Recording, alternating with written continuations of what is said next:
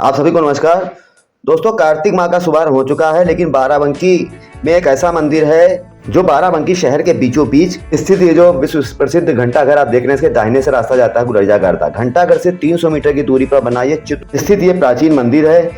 इस मंदिर में चित्रगुप्त महाराज की बाईं तरफ प्रतिमा देख रहे हैं, चित्रगुप्त महाराज की है। बीच में शिव परिवार है, दाहिनी तरफ गरुड़देव है। गरुड़देव की प्रतिमा बहुत ही कम मंदिर में होती है चित्रगुप्त महाराज के साथ, और गरुड़देव के साथ शिव परिवार का होना इस मंदिर को विशेष बनाता है। लोगों की अटूट आस्था है इस मंदिर में। इस मंदिर हम क्यों पहुंचे इस बारे में विस्तार से जानकारी देंगे, लेकिन उससे पहले आपको बताते हैं कि कार्तिक माह का आरंभ हो चुका है। इस महीने में 5 दिवसीय दीपावली का महापर्व मनाया जाता है, जिसमें कलम पूजा भी होती है। दीपावली की पूजा के साथ कायस्थ बिरादरी के लोग कलम को रख देते हैं और द्विज के दिन सुबह उठाते हैं।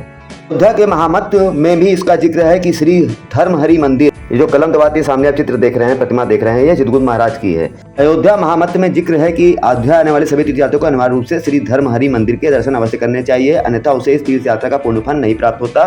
ये मंदिर प्राकृत देख रहे हैं, यहाँ पर कलम पूजा होती है द्विज के दिन।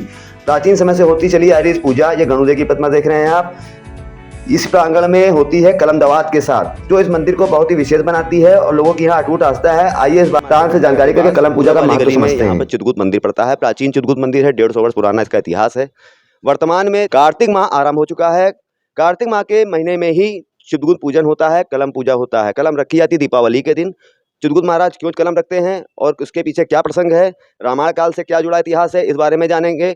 और ये चित्रगुप्त मंदिर, इसमें इसकी क्या खासियत है, प्राचीन होने के साथ साथ इसकी खूबियाँ क्या रहीं, ये भी जानेंगे। हमारे साथ देवेंद्र श्रीवास्तव जी हैं, जो हमें बताएंगे, विस्तार से जानकारी देंगे पूरे प्रसंग पर। देवेंद्र श्रीवास्तव जी, आपका स्वागत है कथनी करनी पर। चित्रगुप्त महाराज द्वारा कलम रखने का जो प्रसंग है, क्यों दीपावली में कलम रखी जाती है और उसके बीच में क्या होता है, उसके बाद कलम उठा के पूजन होता है, इसका बहुत लोगों का कम ज्ञान है, इस बारे में जानकारी दीजिए। चित्रगुप्त जी का जो इतिहास है और उनके बारे में जो हम सब जानकारी रखते हैं, उसमें विस्तार से अगर जाने तो उनको श्री धर्महरि बोलते हैं, उनको धर्म के देवता बोलते हैं। सभी के पाप और पुण्य का लेखा जोखा श्री चित्रगुप्त जी रखते हैं और न्याय भी करते हैं।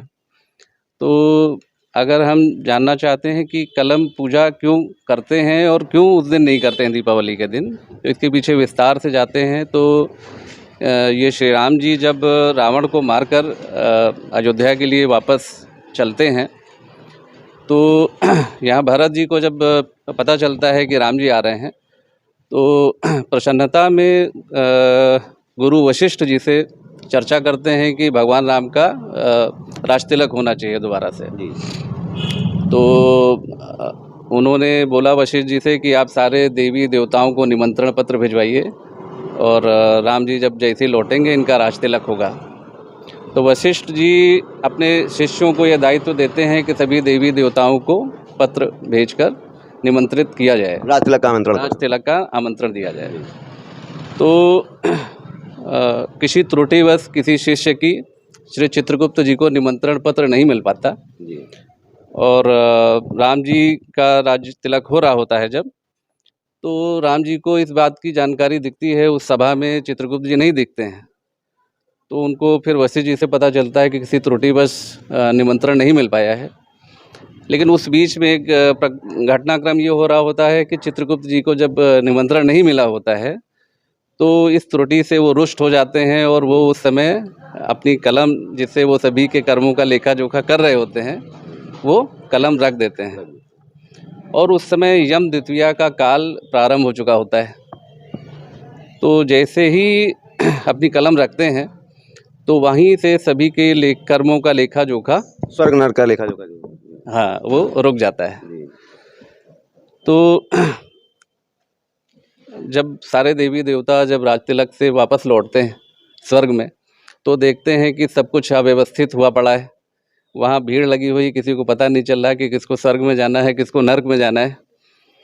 और बहुत अस्त व्यस्त हो चुका होता है पूरी धरती पे, स्वर्ग में, हर जगह सब अव्यवस्था फैल चुकी होती है। तो राम जी को भी इस प्रकरण का पता चलता है कि ये भारी त्रुटि हो गई है। तो वशिष्ठ जी के माध्यम से वो सूचना भिजवाते हैं चित्रगुप्त जी को कि वो रुष्ट ना हो और उनको सम्मानित किया जाएगा, उनको उनके स्वाभिमान और उसकी वो करी जाएगी।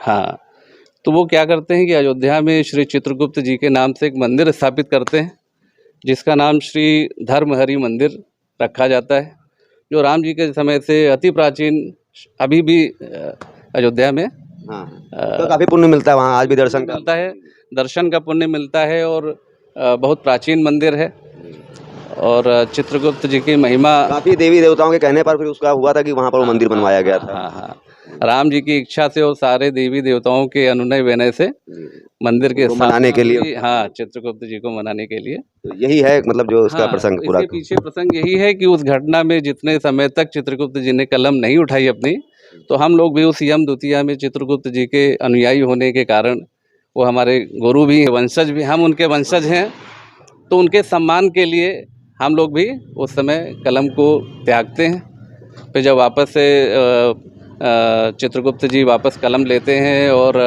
उनके सम्मान की रक्षा होती है, तो हम लोग भी फिर से कलम धारण करते हैं और वापस फिर अपने काम पर लौटते हैं। धन्यवाद आपका। तो देखा आपने कि क्या प्रसंग है कलम पूजन का, कि एक दिन के लिए रखने के बाद अगले दिन विधि विधान से पूजन के बाद उठाई जाती है। कायस्थ बिरादरी के द्वारा पूजन को आदिकाल से करा रहा है। इस पूजन का बहुत ही महत्व है, युवा पीढ़ी भी पूरी तरह से करती, पूरी श्रद्धा से कर रही है। बाराबंकी के गुलजागार्दा में प्राचीन मंदिर इस पूजन का गवाही है। सैकड़ों वर्षों से यहाँ पूजा हो रही है। 150 वर्ष पुराना मंदिर, चित्रगुप्त महाराज का मंदिर। यहाँ पर गरुड़देव भी विराजमान हैं और इसके पीछे परिक्रमा स्थल भी था जो अब बंद हो चुका है वर्तमान में। वो गैलरी आज भी प्राचीन स्थल की होने की गवाही देती है इस मंदिर की। चित्रगुप्त महाराज यहाँ पर कलम दवात के साथ विराजमान है। उनकी प्रतिमा, बीच में शिव परिवार, दाहिनी तरफ उनके गरुड़ जी की प्रतिमा है। गरुड़ जी की प्रतिमा भी आपको बहुत ही कम मंदिरों में देखने को मिलेगी, ये जो मंदिर को विशेष बनाता है। इसी के साथ मैं DC श्रीवास्तव अपनी वाणी को विराम देता हूँ। नमस्कार।